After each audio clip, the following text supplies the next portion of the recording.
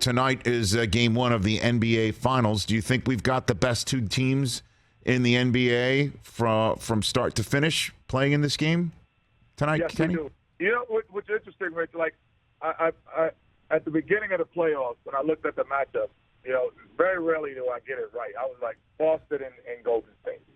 I was like, these are the two teams that's going to make it. And, I just felt that the matchup that they have posed so many problems for everybody leading up, especially when Milwaukee didn't have Middleton. I was like, this is really the matchup that they're going to have a difficult time, winning a series against these guys. And, Ime Udoka's a first-year coach. He's done an unbelievable job, and it'll be a first-year coach versus a veteran of championship experience. It's an experienced team versus an up-and-coming team. And I really believe these are the best two teams. It's interestingly enough, someone asked me, hey, I just love the fact that there's parity nowadays. And I was like, no, Jason Tatum and Jaylen Brown are possibly saying there's no more parity. Like, we are the best two guys here. And so that's going to be interesting to see how they continue this even after that.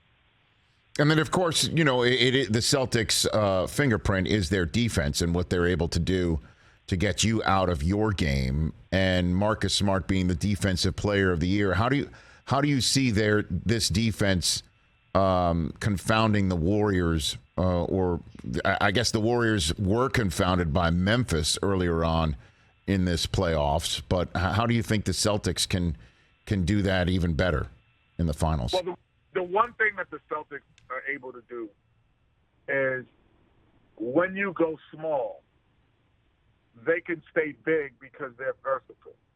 So Williams and Al Horford are bigger players who can play on the perimeter. That's what separates them from 95% of the teams in the NBA.